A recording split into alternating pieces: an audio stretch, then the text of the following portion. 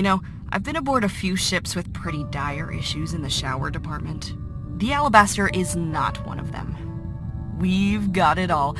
Good water pressure, dials that actually perform as advertised, and a seemingly endless supply of hot water. I'm sure you can appreciate that, as a traveler yourself. I mean, your ship is pretty compact. I bet your shower is tiny. You have a shower, right? I'm going to choose to believe that you do.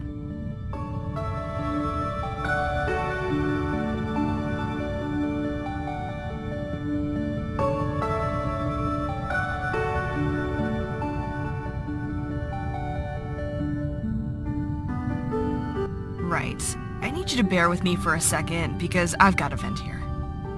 When we were all selected for this mission, we could submit requests for things we wanted to have on board. These requests would be evaluated on costs and necessity and whatnot. Now, the Filament Corporation were pretty accommodating on the matter, but there was one thing I requested that got denied. I wanted a dance floor. You know, one of the ones with all the colored tiles and flashing lights? Now, I know, a little unreasonable, it was a long shot, but think about the morale benefits. Unsurprisingly, my request was denied. Whenever I was fine with it. But then I get on board and find that they've given Canary an entire pool. Now I know what you're thinking. Isn't a pool just a hole in the ground? Well, you're right. It is just a hole in the ground. A hole containing 400 gallons of water. Do you know how heavy that is? Heavier than a dance floor, and you can't spill a dance floor.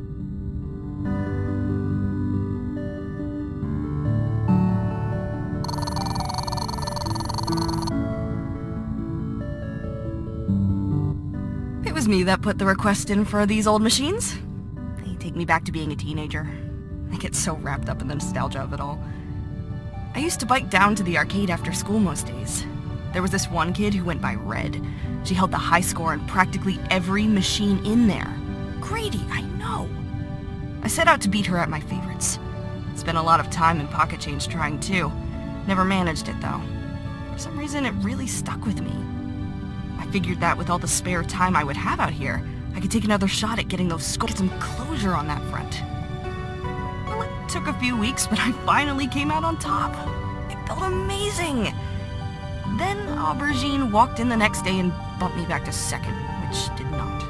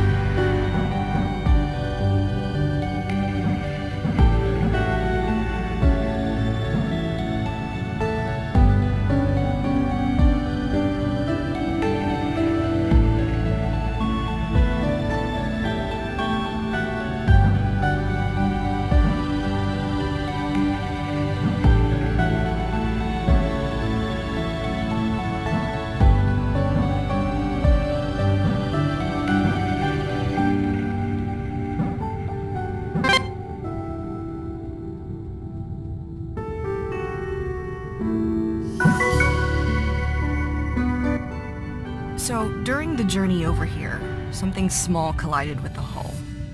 Due to the fact that we were all sound asleep at the time, we can't know for sure what the cause was, but the damage seemed minimal.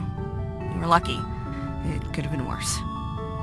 Still, we figured the best course of action was to schedule a spacewalk to address the issue. As our only engineer, Marmalade didn't have much of a choice about whether or not to go outside. We have a buddy system in place, and he asked me to spot him. I've done my fair share of spacewalks. I knew what to expect. Marmalade, though, he was nervous. I could see him shaking while we suited up. It went okay at first. I did what I could to reassure him, and I thought he was holding in there. And he almost got himself killed.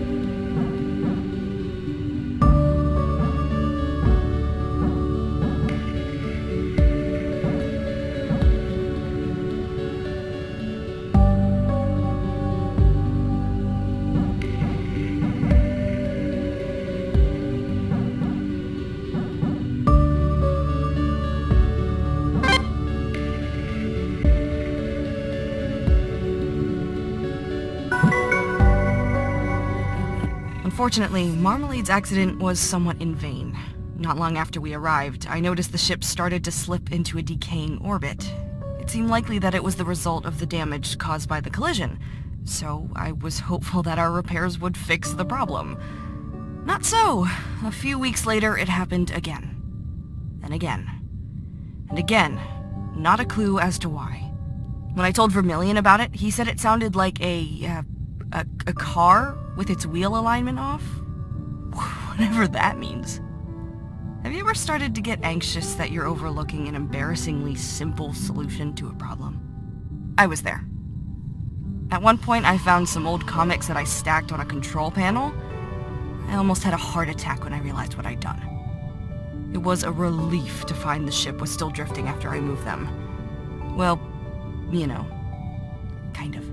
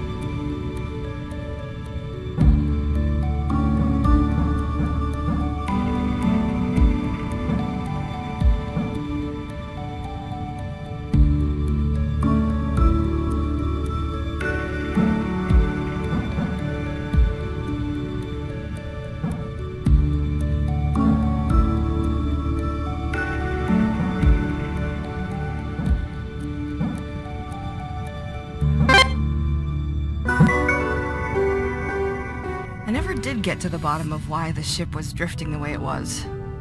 Not on my own, at least. Eventually, Canary either got sick of hearing about it, or began to get concerned that I was dropping the ball. She contacted the captain to ask for advice. Not what I would have done, but I got my answer. As it happens, it's a known issue in our model of ship. Crazy, right?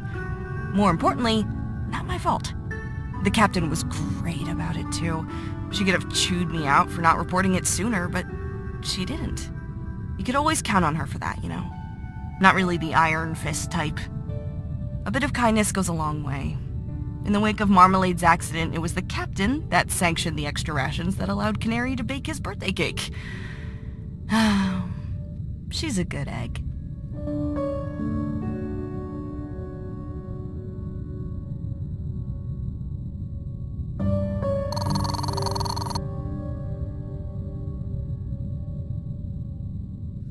I've never been much into food.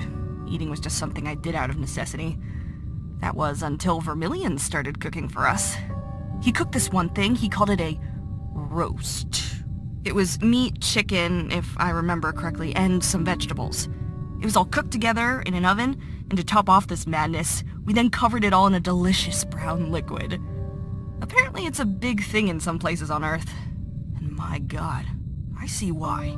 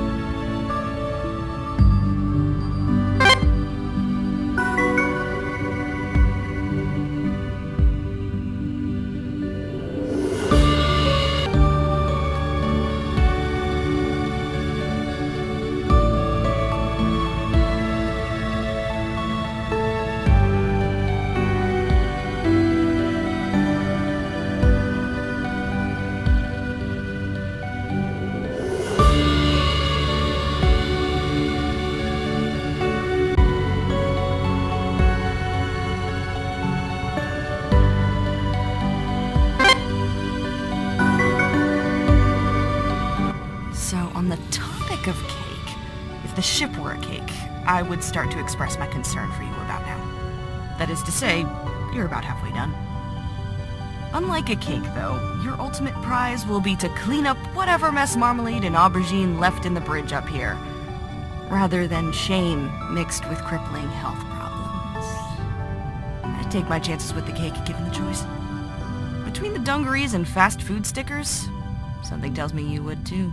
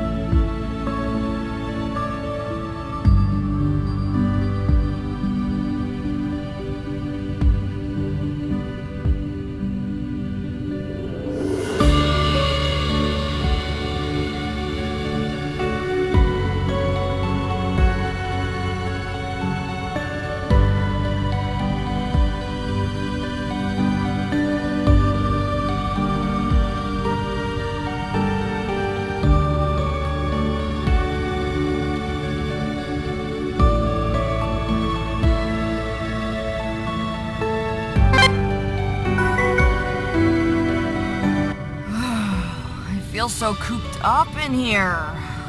I was never one for Vermilion's mandatory workout regime, but I could really go for a run right now. Stretch the legs, you know? The most relentless ache.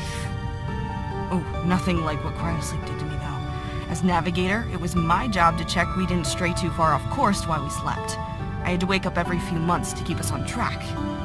This petty ache is nothing compared to what I felt during those course corrections. Never been a morning person, but that gave a whole new meaning to waking up early.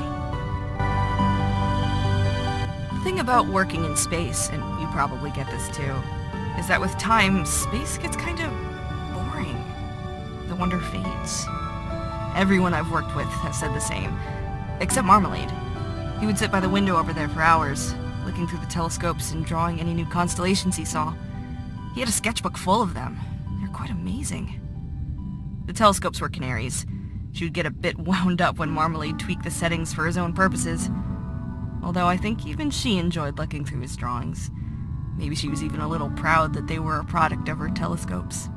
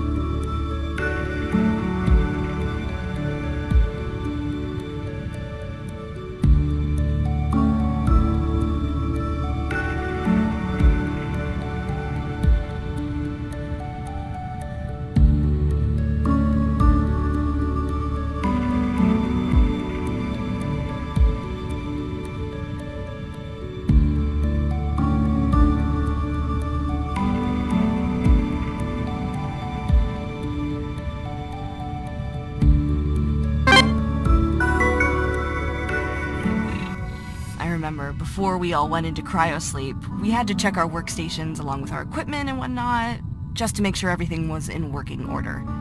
It's not like if something was damaged, we could just order another. Pistachio wasn't interested in doing any of it. She had this special plant. I should really remember what it was called, as it quickly became the subject of daily conversation. Well, it only flowers something like every 10 years, and this particular plant, it was due to flower on our arrival. She was so excited. She spent all our prep time finding it the perfect spot and making sure it had everything it needed, so that when we arrived, it would be healthy and in full bloom. It never did flower, though. We checked the ship's footage from the flight. We hadn't missed it. It's a shame she never got to see it flower.